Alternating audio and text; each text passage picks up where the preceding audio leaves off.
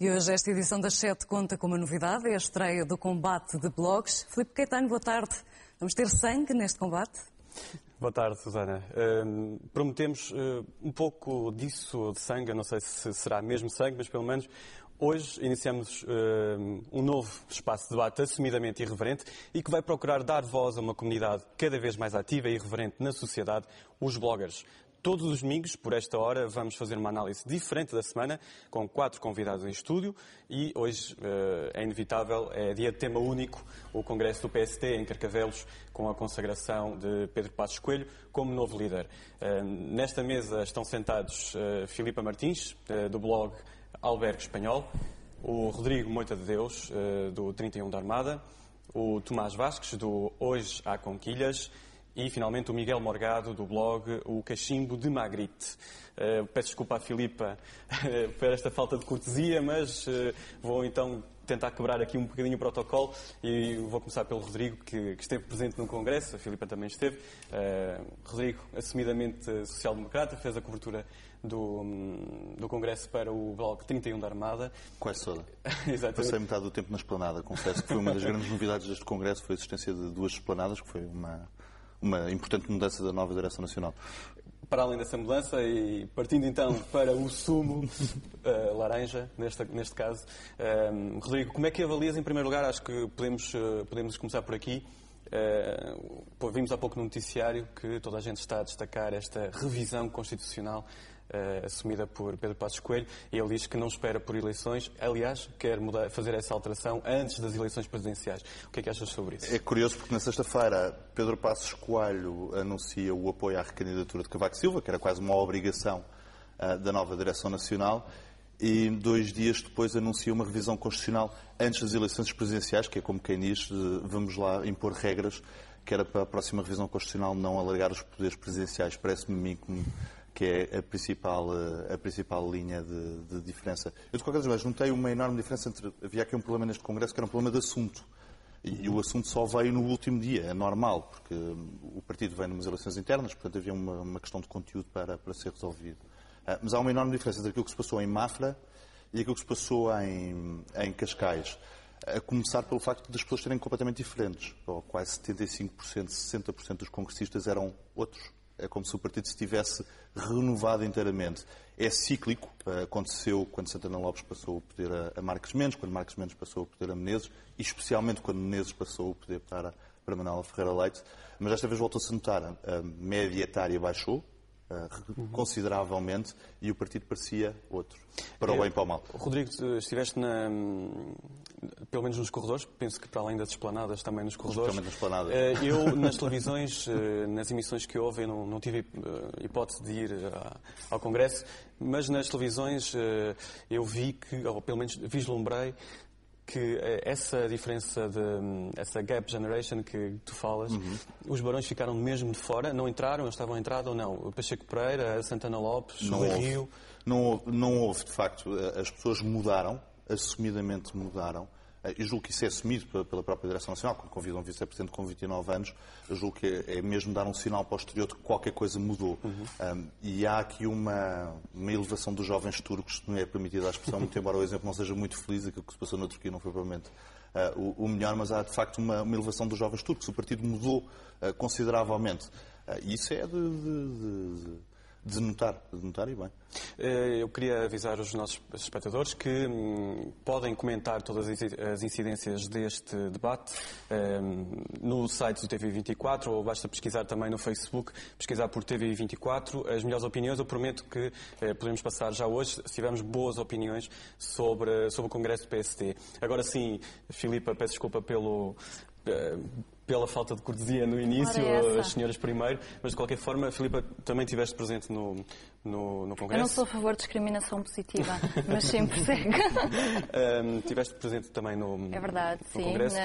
num duplo papel, jornalista e blogger. Exatamente, duplo papel. E, pelo que sei, também presente naquele encontro entre... Polémico encontro entre bloggers e o Presidente do Partido. Mas, de qualquer forma, em relação a esta revisão constitucional, o que é que pensas sobre esta grande novidade, pelo menos é aquilo que toda a gente está a destacar neste Não é momento. exatamente uma novidade. A questão da revisão constitucional já tinha sido anunciada por Pedro Passos Coelho, ou essa intenção já tinha sido anunciada por Pedro Passos Coelho. Na verdade, o nome de Paulo Teixeira Pinto já tinha sido avançado, julgo que em meados de março, mesmo antes das diretas, existia essa possibilidade. A verdade é que havia um pré-acordo entre PS e PSD para que essa revisão constitucional fosse feita depois das presidenciais. Na minha opinião, é o que faz mais sentido, tendo em conta que não faz sentido mudarmos as regras do jogo antes de o jogo ser jogado, e acho que faz toda a diferença condicionar de alguma maneira estas eleições a uma revisão constitucional feita à pressa. Acho que tem de ser um trabalho ponderado e que, como tal, deve acontecer depois. Acho é que é um soundbite fraco para um congresso. De qualquer maneira, eu tenho sempre a sensação de que os congressos eletivos são um bocadinho como as terapias de casais ou as terapias de grupo. Vamos todos lá dizer que afinal somos todos felizes e que este PSD, depois de 26 de março, ou seja, depois das diretas que existiram, é um PSD diferente do PSD de 25 de março ou de 24 de março. Não é verdade. É obviamente o tema único e repetido até à exaustão foi a palavra união e unidade, não unicidade, no sentido que há múltiplas opiniões dentro de um partido que tem um objetivo comum de interesse nacional, alegadamente. Mas a verdade é que há opiniões diferentes, há opiniões diversas dentro do PSD, um contexto se calhar um bocadinho diferente, e eu acho que o contexto atual é, no fundo, a grande arma de Pedro Passos Coelho neste momento, que anteriores líderes não tiveram, Menezes não teve essa sorte, Manuel Ferreira Leite não teve essa sorte. O Pedro Passos Coelho tem dinâmica de vitória neste momento? Sentiste isso? Pedro Passos Coelho tem dinâmica de vitória tendo em conta o contexto atual, ou seja, estamos perante um governo socialista enfraquecido, temos presidenciais e nos 6 meses seguintes não vamos poder ter eleições. De qualquer maneira, temos um PEC, um programa de estabilidade e crescimento extremamente agressivo, que terá consequências práticas em 2011, portanto as famílias vão perceber que consequências práticas é que este programa aprovado tem-nos na sua economia familiar real, e todo este contexto, o facto de cheirar a vitória e a fim de regime, Marcos Mendes disse isso no último congresso em Mafra, e de facto é isso, faz com que haja a tal unidade. É um bocadinho, lá está, como as terapias de casais, que estamos aqui todos juntos, não em prol dos filhos, mas em prol neste caso, de uma possibilidade de liderar um governo a curto prazo. Eu já estava a olhar para ti e vi o Tomás a acenar com a cabeça, a dizer que não. O Tomás é... Pelas minhas costas. O Tomás é uma facção completamente diferente, mais ligado ao Partido Socialista e tem um distanciamento e uma leitura com certeza diferente deste que a Filipa e o Rodrigo tiveram. Tomás, abanou a cabeça tantas vezes... Não, foi por um pormenor, não foi pelo que a Filipa estava a dizer. Bom, estou aqui numa onda laranja, é evidente, e numa onda de otimismo, pelo que parece. Também uma onda de otimismo. Eu estou de fora, tenho um olhar diferente, muito menos otimista do que o sorriso do Rodrigo faz transparecer. Aqui há uma realidade. Nos últimos 15 anos, sobretudo nos últimos 15 anos, o PSD tem sido um saco de intriga, de guerrilha, de luta interna.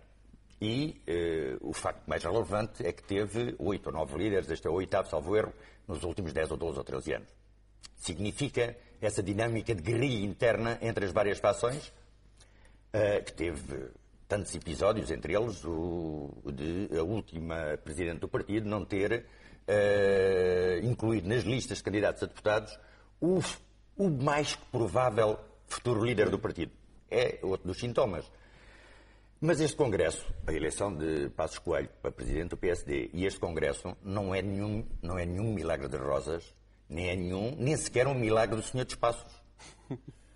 O partido ainda não se alterou, porque ele, na sua gênese, é o mesmo, porque tem problemas de matrizes ideológicas, é atravessado e cruzado por sociais-democratas e liberais, há ali toda uma complexidade que não está digerida. Há 2 factos novos, isso é verdade. A eleição expressiva a vitória expressiva de Passos Coelho, esse é um dado novo. E um outro dado a seguir, que é a procura de Passos Coelho. Passos Coelho procura envolver os seus adversários e as várias correntes dentro do partido. São dois factos novos.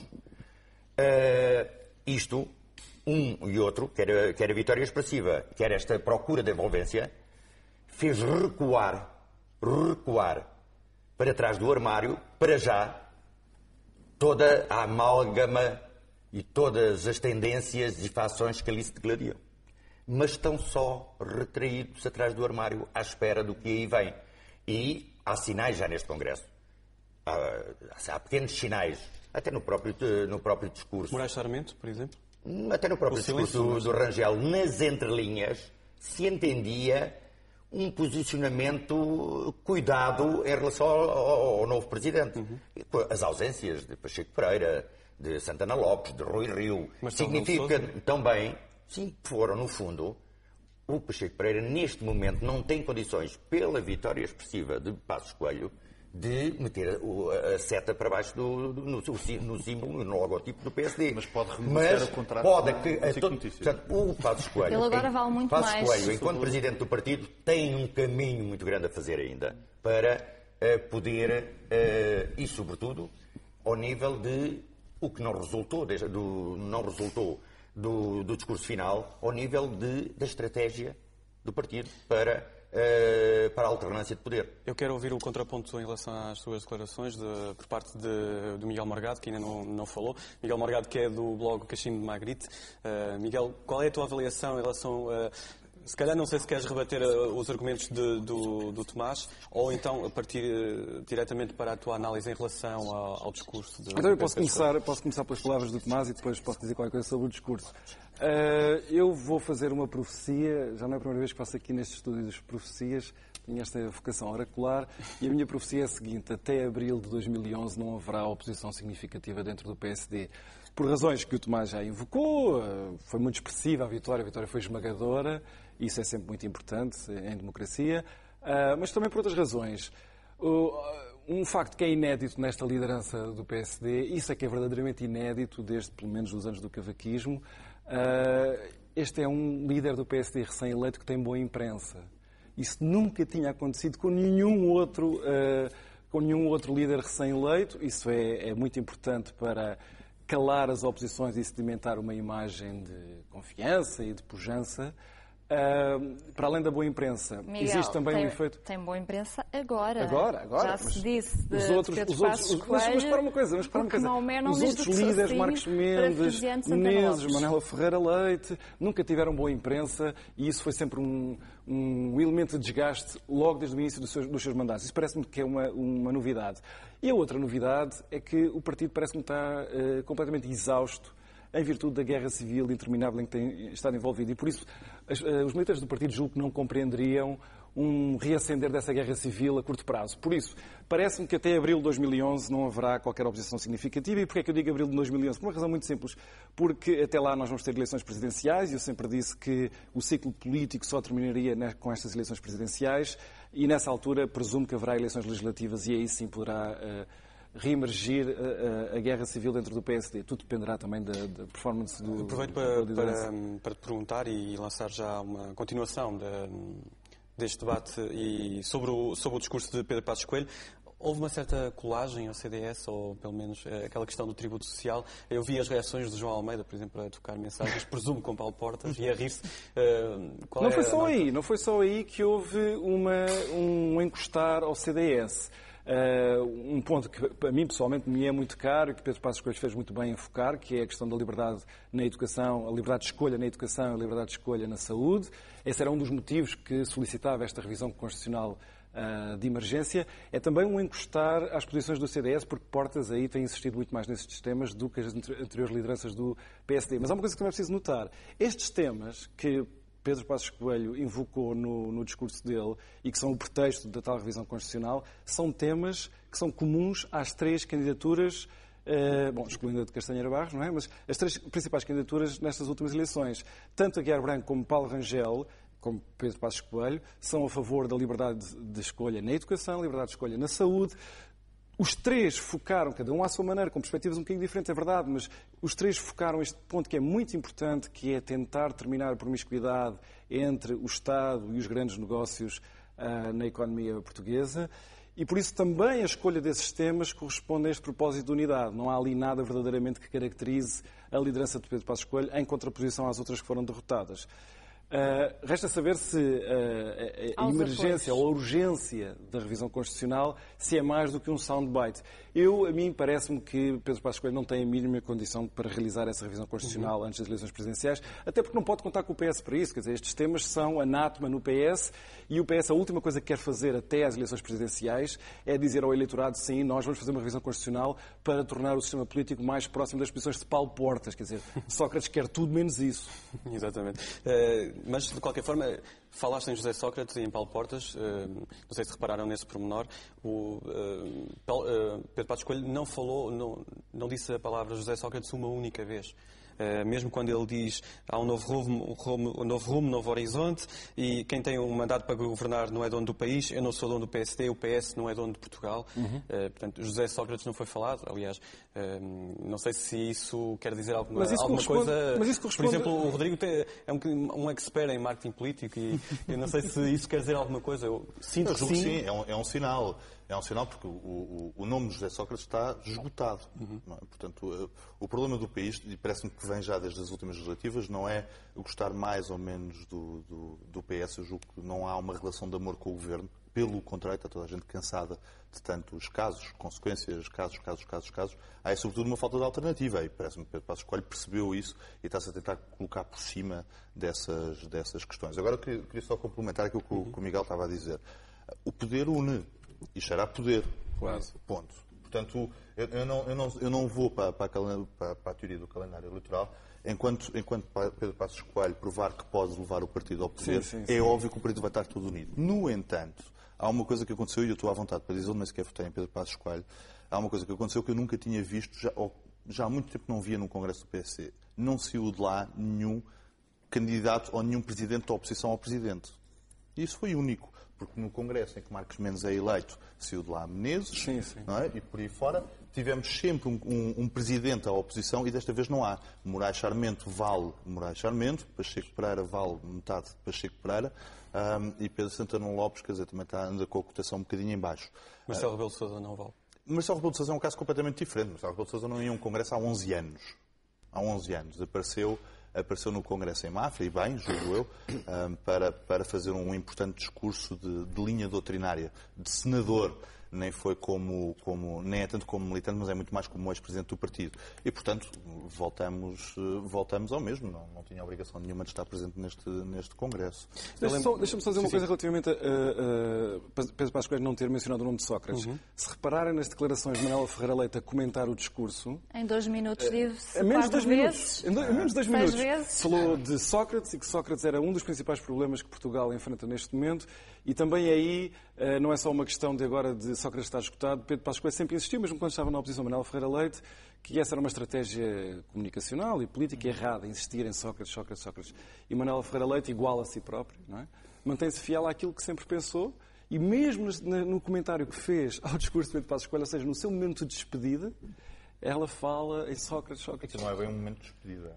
Não. Um momento de despedida. Teria sido discursar ou em Mafra ou em Cascais. Aquilo foi assim uma coisa... Meu Deus, tenho aqui uma câmara, tenho mesmo de dizer qualquer coisa. Vou tentar ser simpática. Eu vou aproveitar a deixa. Não é um momento de despedida, Tomás. Falamos de Ferreira Leite. Esteve presente apenas no último dia. Não, a despedida... Mas podemos fazer um balanço. Podemos fazer um balanço, pelo menos, do seu mandato. Despedida hoje na TVI com o Gocha, segundo exatamente, também podemos fazer logo a seguir. O balanço do mandato de Manuela Ferreira Leite para o PSD e para o país, de certo modo, sendo um dos principais partidos da democracia portuguesa, é mau, penso eu. E o que é que achas, Filipe, sobre a Manuela Ferreira Leite? O seu mandato, o PSD ganhou umas eleições europeias, não se sabe se o mérito foi de Manuela Ferreira Leite ou de Paulo Rangel, mas de qualquer forma não conseguiu destornar José Sócrates. Antes de entrarmos, nós estávamos a comentar que, de facto, Manuela Ferreira Leite esperou pelo timing errado para aparecer num programa com Gocha, porque se ela tinha índices de popularidade tão baixos, se calhar vindo aqui à TVI um bocadinho mais cedo, talvez já ainda líder, pudesse ser que remediasse alguma coisa. De qualquer maneira, a verdade... Antes de passar, ela, por exemplo, critica a política espetáculo, que a política tornou-se num espetáculo. Passos Coelho poderá desenvolver essa política espetáculo? Isso é um debate muito recorrente. No fundo, ela não quis ser, ela de facto é uma antítese do Primeiro-Ministro nesse ponto muito específico. E tentou atacar Sócrates exatamente pela questão do caráter. Percebeu-se até hoje que não foi uma opção mais feliz, porque, na verdade, as últimas eleições legislativas comprovaram isso. Portanto, esta nova liderança provavelmente terá um comportamento diferente, ou seja, a forma como se vai relacionar com este governo não será nessa lógica de apontar o dedo a questões de caráter, a casos mediáticos, a processos, a Freeport, a casas, a licenciamentos.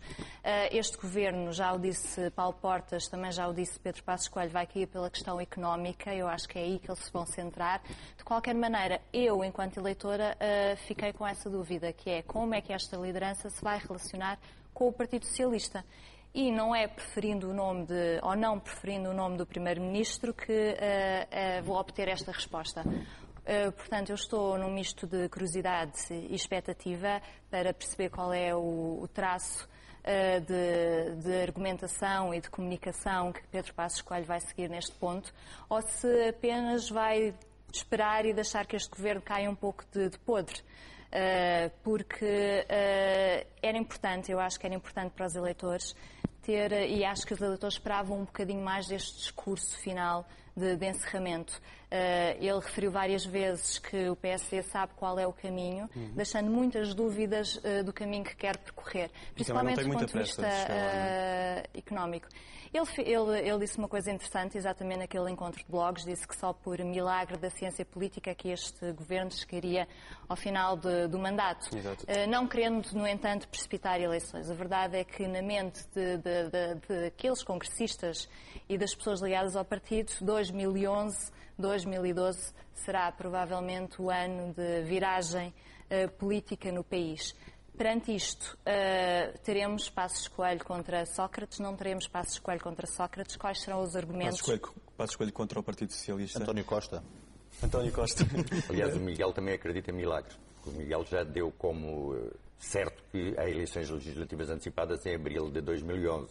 Para aí, para essa altura. Pois, o milagre que Passos Coelho também acredita, da ciência política não permitir que este governo chegue ao fim do mandato, mas pronto, estamos à espera de milagres. Mas há uma coisa que a Filipe estava a realçar e que é muito importante e que vem na sequência do que o próprio Rodrigo disse, de que o PSD não tem sido alternativa ao governo do Partido Socialista e isso o tem penalizado nas sucessivas eleições que tem perdido, sobretudo eleições legislativas. Depois teve aquele caso de ter chegado ao poder, mas o dirigente do partido ter abandonado o barco e ter emigrado. Durão Barroso. Mas o discurso de encerramento do Congresso não foi o lançamento com substância de uma alternativa ao atual governo. Há ali três pontos no discurso. Primeiro, revisão constitucional. Os portugueses... Não diz muito. Não lhe diz muito a revisão constitucional, nem a revisão constitucional é um motivo ou um mobilizador e que resolva os graves problemas da economia portuguesa. No segundo ponto, revisão da legislação eleitoral. As pessoas... Pode cativar algumas bolsas do eleitorado, mas não é aí também que as pessoas estão concentradas. As pessoas estão concentradas, e o Passos Coelho também falou, mas percebeu-se que não tinha soluções nas questões sociais e no desemprego. A economia não foi muito falada. Não, foi tudo muito genérico e as duas coisas que ressaltaram, os dois aspectos mais salientes foram a revisão constitucional, por um lado, e a alteração das leis eleitorais, por outro. Isto não são linhas de rumo mobilizadoras para a alternativa. Aliás, em relação portanto, há aqui ainda um problema de credibilização do líder, por um lado, e de criação de uma alternativa, por outro.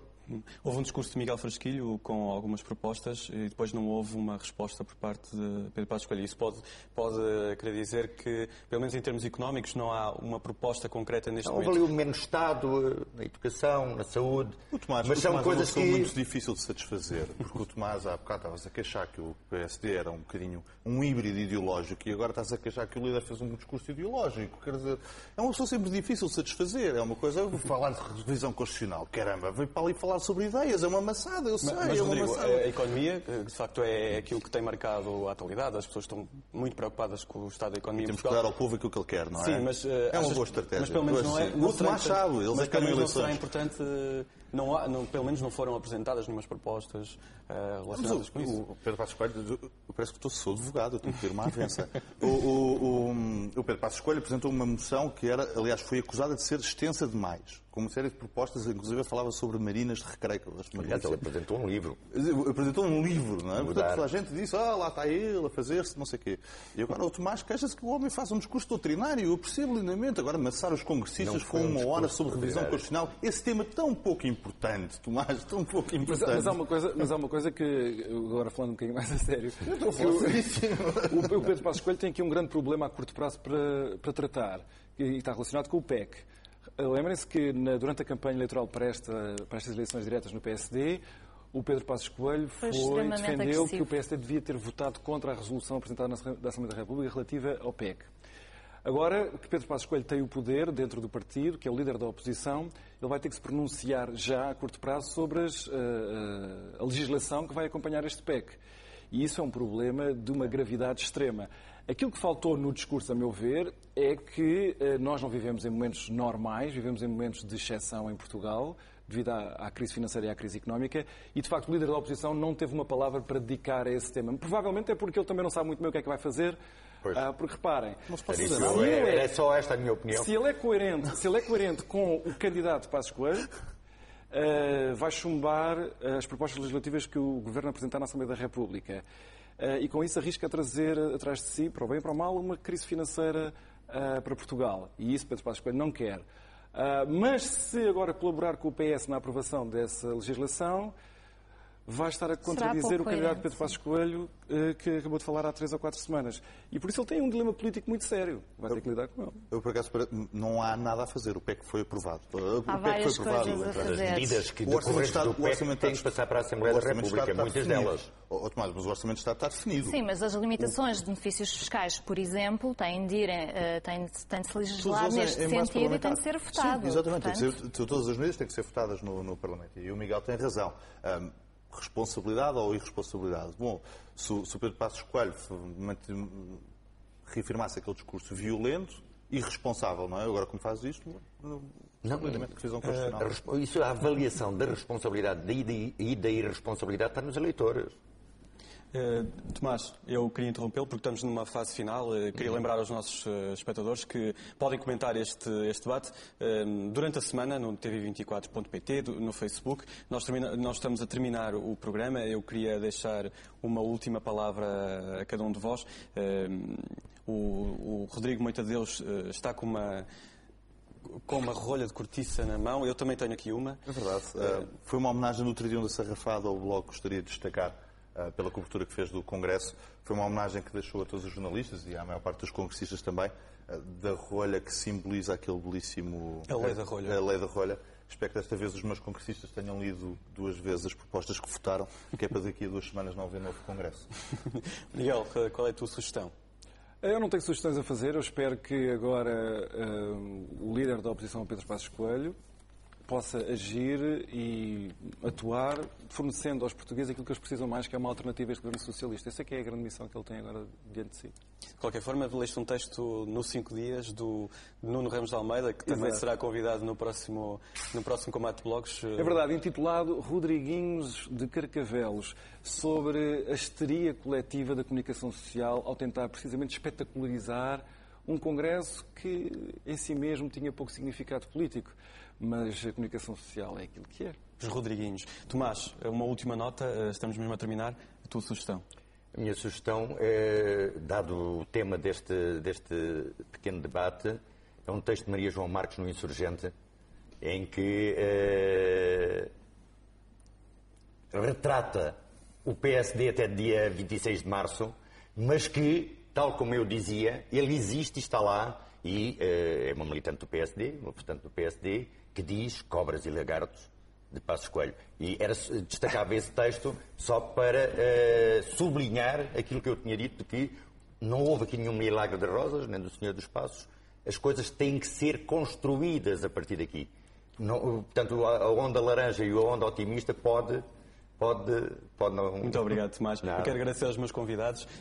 Já sabe, pode comentar o que aqui foi falado no Facebook do TV24 ou em tv24.pt. As melhores opiniões serão reveladas na próxima semana, aqui no Combate Blogs. Terminamos assim o primeiro Combate Blogs. Regressamos no próximo domingo às 19 horas. Já a seguir, não perca a atualização das principais notícias do dia com Patrícia Matos. Muito boa tarde.